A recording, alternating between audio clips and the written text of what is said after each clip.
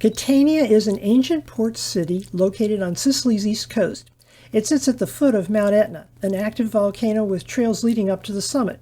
Its history is every bit as curious and interesting as the geology that has shaped its existence. My name is Judy. I love travel and history. If you're new here, I'm very glad to see you. If you think this content is interesting or useful, please share, like, and subscribe. I've read that some visitors consider the city grimy, run-down, and unattractive. I think this is quite unfair. There are certainly parts of it that are not up to modern standards, but you'll find that in any city you visit, any place on the planet. What you see, if you look just a little past the grime, is a vibrant, improving city, one that has withstood more than its fair share of disasters and certainly more than most of us could handle. Let me show you why today on The Armchair Traveler. The old Sicilian word katana is often translated as harsh ground or sharp stones. This isn't just a metaphor, it's a fact. Etna is the largest active volcano in Europe. Lava from its eruptions over millennia have built it up, always flowing downhill and often in Catania's general direction. Lava is by no means Etna's most destructive weapon, however. It has been responsible for earthquakes, and at least once, about 8,000 years ago, when part of the eastern wall collapsed, triggered a tsunami that traveled as far as modern-day Israel. The volcano is a mere 17 miles or so as the crow flies to the north, although much further by road, and is easily visible from the city. It has dominated life here for millennia. This photo shows it up close and even more personal. It was taken from the Sapienza Refuge, a combination hotel, bar, and enormous parking lot, from which vehicle-arriving adventurers can climb its slopes. In 1669, Mount Etna erupted. The lava flow threatened to bury everything in its path, and Catania, to the south and downhill, was directly in the flow line.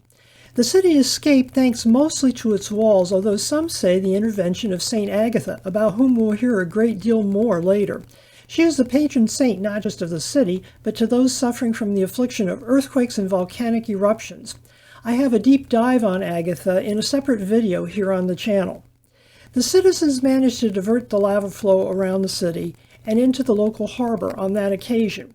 Unfortunately, in 1693, a massive earthquake, the modern estimates peg it at a 7.4 on the moment magnitude scale, and the largest ever recorded in Italy, did indeed destroy Catania along with much of the rest of southeast Italy.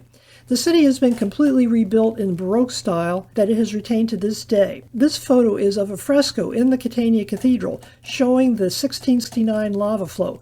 Notice that it veered around to the city and into the harbor. The original village of Catania was occupied by Greek settlers probably in the 8th century BCE. During the First Punic War between the Carthaginians, who had settled here and in the western part of the island, and the Romans, Catania threw its lot in with the Romans.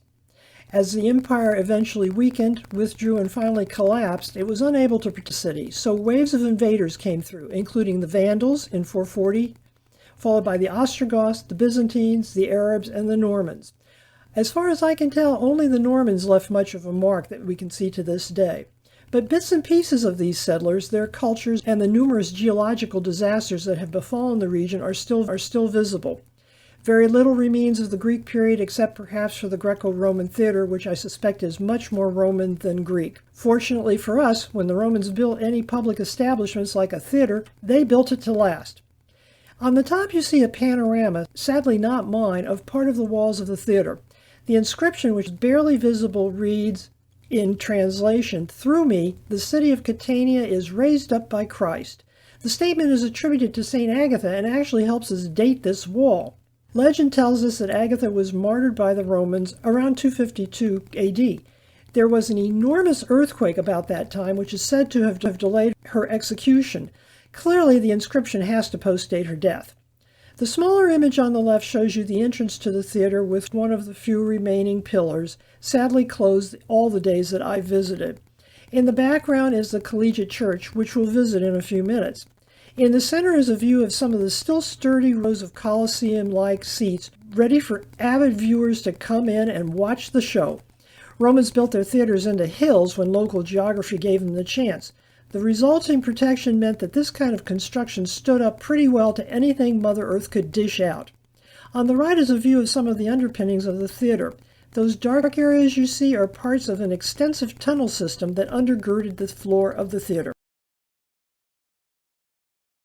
The church you see directly beyond the theater is called the Basilica of Maria of Elemosina, as generally just called the Collegiate Church by people like me. The ancient royal and eminent Basilica Collegiate of Our Lady of the Alms postdates the big earthquake by about a century. It was completed in 1794 and is an example of the best of Sicilian Baroque style. It replaced a much older facility whose origins had dated to the Middle Ages. Like so much of Catania, the older church was either damaged beyond repair or demolished in the earthquake. The photos show you the two-story front facade, a view of the nave, and a close-up of the marvelous frescoed ceiling. Compared to the collegiate church that we just visited, and certainly with the cathedral that we'll be visiting later on, St. Michael's is practically brand new, dating from the second half of the 18th century, but still hewing very closely to the Sicilian Baroque style. The facade you see at the left has 2 levels with columns in that style. Although you can't see it from the street, the interior boasts a dome. The central square you see here is large, mostly pedestrianized, and boasts a large fountain with an elephant. This entire confection was put together in 1736 by Giovanni Battisti Vaccarini, who was responsible for designing many of the other buildings here in the city after the earthquake. The black lava elephant was apparently made to order. It's topped with an Egyptian obelisk about which I could not find out much more. Questions remain as to why the Catanians decided on an elephant as their good luck charm and where the parts from the fountain came from. One story behind the elephant is that a local nobleman named Heliodorus wanted to become a church bishop. The church turned him down, and probably for good reason. In a rage, he turned to sorcery, was captured, and condemned to be burned at the stake. This wasn't uncommon. It's how Joan of Arc met her end much later. The story continues that the sorcerer was also a sculptor, and he carved the elephant that he used to fly back to Constantinople in safety. It's a nice story, even if it doesn't make any sense. The truth is probably less interesting. The elephant seems to have been a symbol of the city since the Roman times, and the sculptor incorporated the image into the fountain. One of the impressive buildings you see on the Elephant Square is now called the Palazzo degli Elefanti, which means Palace of the Elephants. Today it's City Hall. As far as I can tell, this was never a private residence. Like almost everything else in Catania, it sits on the side of a building that was demolished in that big earthquake. The old building was also known as the Palazzo Senatorio, which housed part of the local government back in the day. These photos show you the front facade facing the square, a view of the annual celebration of St. Agatha Day, and in the lower left, an 18th century carriage generally used as part of those celebrations. There's more to see at this busy square than the elephant fountain. Across the square from the Elephant Palace is a series of interconnected buildings. In the center of the assemblage is a tunnel, wide enough for a car to go through, called the Porta Uzeda. This porta, which means gate, dates back to 1695 and was named in honor of a viceroy who had promoted the city's reconstruction after the earthquake. It was built in Catanian Baroque style in a combination of lava rock and marble, and sited inside what had been the old city walls. Walk through the gateway and you find yourself in a large, and to my eye, quite attractive public park, complete with shade trees, a fountain, grass, benches, and hustlers selling whatever will sell. It was a very hot day when I visited, and I truly enjoyed a place to sit down and rest in the shade, but even Paradise seems to have pickpockets, although none of them approached me.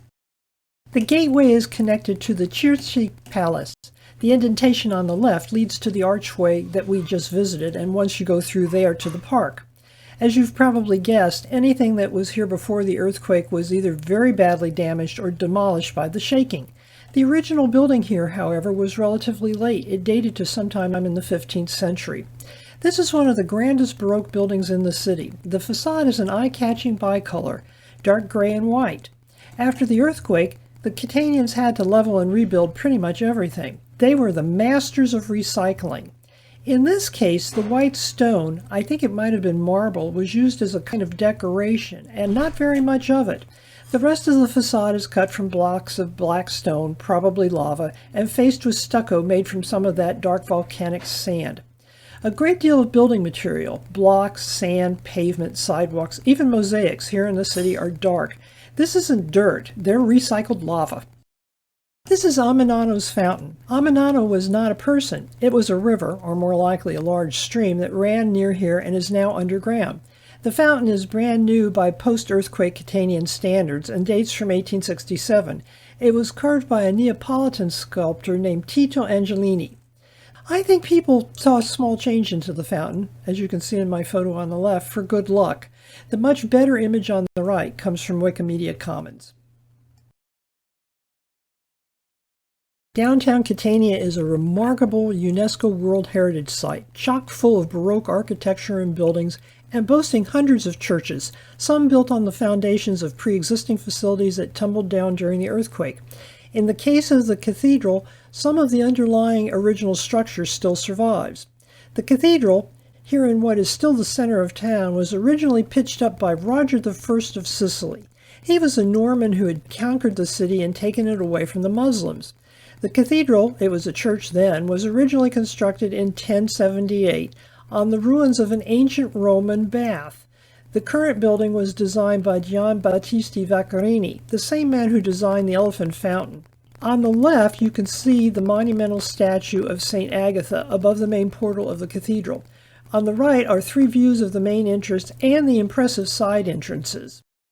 Norman architects didn't have computers and often didn't bother to think about cutting corners in their construction techniques. Perhaps this is why some of their buildings and palaces and churches have survived to this day. Here you can see on the left the Norman-era apse of the cathedral, which dated from 1004. On the right is a detail of the original transept. Notice how the three arches in the transept are beginning to point, as early examples of the Gothic style.